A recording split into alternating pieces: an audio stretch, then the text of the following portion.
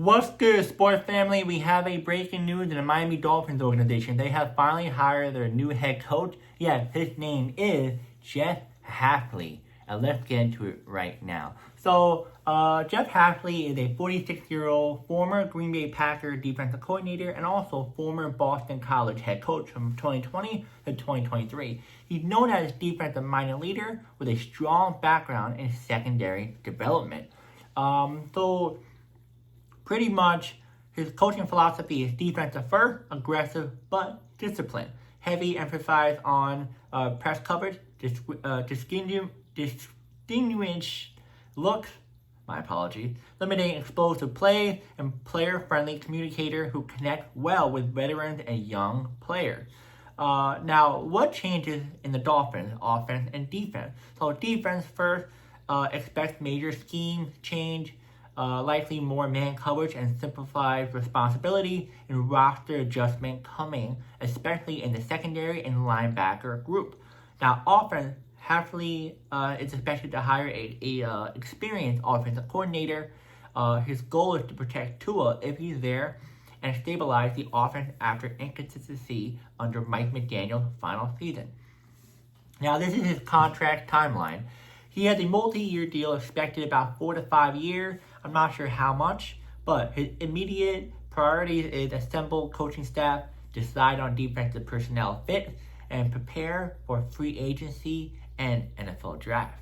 Now, what success looks like for this organization going forward. So it looks like year one, defensive improvement, cultural reset. So they may not be competitive, might not make the playoffs. Second one, playoff contention. So should be in the playoff. And third one, which is the last one, long-term sustainable identity on both sides of the football. Now, we're going to actually go into deeper breakdown of why the Miami Dolphins chose to hire him out of all the other coaches. As you know, there's Mike Tomlin, John Harbaugh, the recent Buffalo Bills head coach got fired. But what made him the best coach for their team? Well, first one, they wanted a complete cultural reset. After Mike McDaniel, Miami felt like the locker room needed structure, accountability, and discipline. He's known for a clear standard, direct communication, and holding veterans and young players equally accountable. Dolphins leadership wanted a CEO-style head coach, not just, a scheme designer. So they want a head coach who wants to get the culture in order, discipline each and every player, no matter if you're the best player or the worst player in the team, and just have better communication. No hiding behind closed door or nothing. Just straight to your face, hey, you stink. Now, second one, defense was the biggest failure point. Miami invested heavily in the defense, but results didn't match the talent. He specialized fixing communication in the secondary, reducing blown coverage, and teaching situational football, third down, red zone, late game, etc. Ownership viewed defense as the fastest way to back to playoff relevance. Now, third one, elite track record developing defensive back. He has coached or developed multiple NFL caliber corners and safety. Miami's roster already leans towards speed and coverage ability. The Dolphins believe his system will not only maximize current DBs, but extend careers of veterans, and as well as improve depth players faster. So they think that his defensive mind can definitely help not only DBs, but players as a whole, and he may actually bring that. Fourth one, front office alignment was crucial. New GM Jon-Eric Sullivan wanted his coach. Hafley and Sullivan not only share evaluation philosophies, agreed on roster building priorities, but also trust each other's long-term vision. The Dolphins' ownership prioritized stability over splash. So this is huge. Miami hasn't had a true GM/head coach alignment in years. But every single year, the GMs that they had, the head coach that they had, they never had the same eye to eye and what they wanted to do with their organization. One of them wanted to be competitive next year. Another one to be competitive this year. And it's all over the place.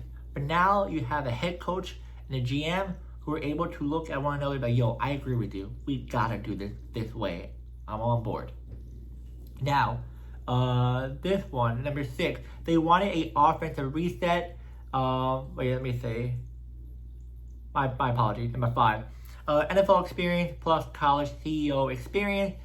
He brings not only NFL coordinator experience as the Packers coordinator, but head coaching experience for Boston College, as well as Dolphins like the fact that he pretty much has built staff, recruited talent, managed adversity, and he's already been through growing pains without learning on Miami's dime.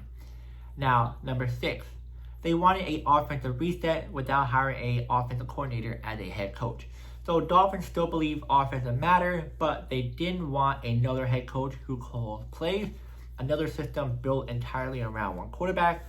And Hafley allows Miami to not only hire a top offensive coordinator, but adapt schemes to personnel and pivot if quarterback changes ever become necessary. Now, last but not least, number 7. Ownership valued his leadership reputation. Hafley interviewed very extremely well. He reportedly impressed ownership with long-term vision, staff plan, and honest assessment of roster flaws. He didn't sell hope. He sold process and development.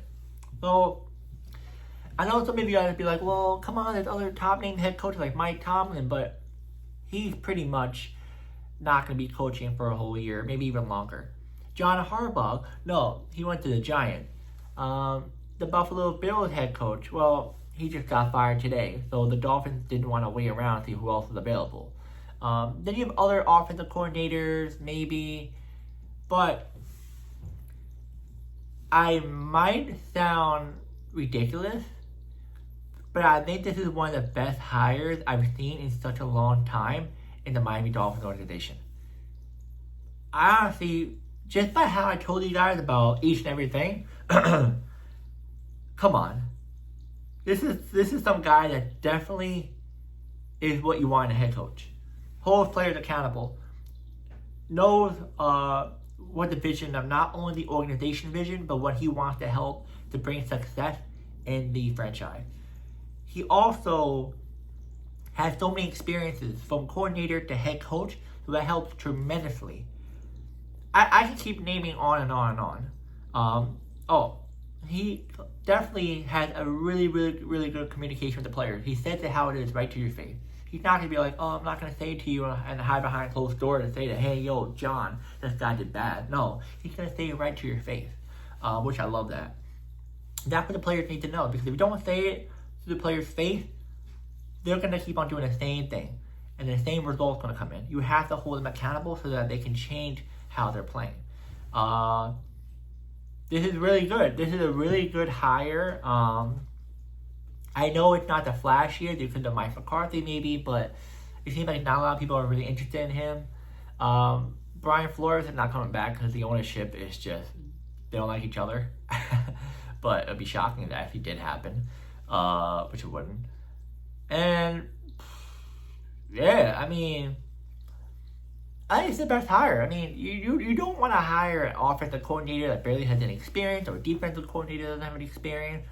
But you hire a guy who not only was a coordinator in the NFL and was around, head coaches and coordinators who've been in the league for a while, who, he sees both sides of that, but also in the college level, he actually learned how to be a head coach and also learned how to recruit players and how to communicate with the younger guys, because there's a lot of times when you hire a head coach and yeah, he could be in the NFL for so long, but it's really rare for an offensive and defensive coordinator to develop into a really successful head coach, or even a really good head coach or a solid one.